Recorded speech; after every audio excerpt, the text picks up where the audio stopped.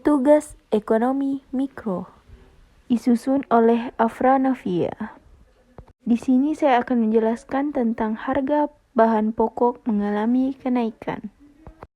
Latar belakang.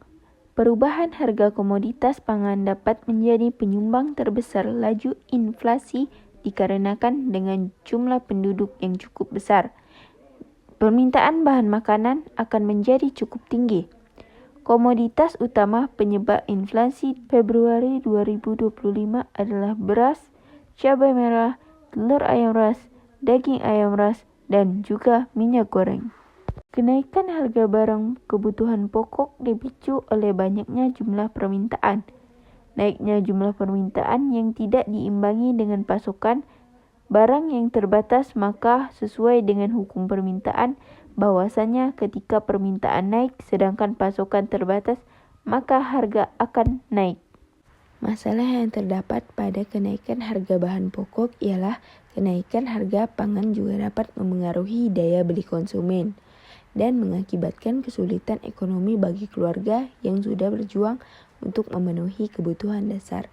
Dampak lainnya adalah meningkatnya tingkat ketidakpastian pangan di kalangan masyarakat. Kenaikan harga dapat mengakibatkan kurangnya akses terhadap pangan, terutama bagi mereka yang sudah berada dalam kondisi rentan. Hal ini dapat memicu masalah gizi dan kesehatan, terutama di kalangan anak-anak dan lansia, yang rentan terhadap dampak negatif dari ketidakcukupan asupan pangan. Kenaikan harga pangan juga dapat memicu reaksi sosial, seperti protes atas ketidakpuasan masyarakat terhadap pemerintah. Faktor tersebut dapat menciptakan ketegangan sosial dan politik di kalangan masyarakat, memperburuk stabilitas sosial dan ekonomi negara. Cara mengatasi kenaikan harga pangan. Kenaikan harga pangan ini perlu mendapat perhatian dan fokus dalam agenda kerja pemerintah. Untuk mengatasi kenaikan harga pangan, ada beberapa tindakan yang dapat dilakukan, di antaranya melalui upaya jangka pendek dan jangka menengah. Hal ini sangat penting untuk menstabilkan harga bahan pangan dan melindungi kepentingan petani sebagai produsen yang rentan terhadap fluktuasi harga. Kebijakan strategis dalam jangka menengah adalah meningkatkan produksi bahan pangan terutama beras, jagung, dan kedelai. Pemerintah pusat dan pemerintah daerah harus lebih fokus dalam meningkatkan produksi pangan. Pembangunan sektor pertanian pun sebaiknya dilakukan melalui pendekatan agrobisnis agar produksi pertanian mempunyai value added dan nilai jual yang tinggi. Ironis memang, terutama Indonesia dikenal sebagai negara agraris. Negara agraris merupakan negeri yang masih didominasi oleh ekonomi perdesaan. Sebagian besar dari jumlah angkatan kerja atau tenaga kerja bekerja di pertanian.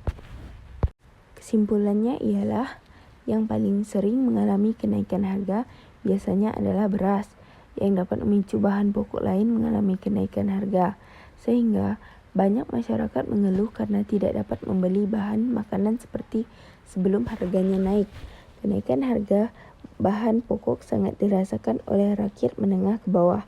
Penyebab meroketnya harga di antara lain karena kurangnya stok pangan, terjadi kekeringan, serangan hama, distribusi yang tidak merata, sampai terjadinya penimbunan barang. Kenaikan harga pangan ini perlu mendapat perhatian dan fokus utama dalam agenda kerja pemerintah.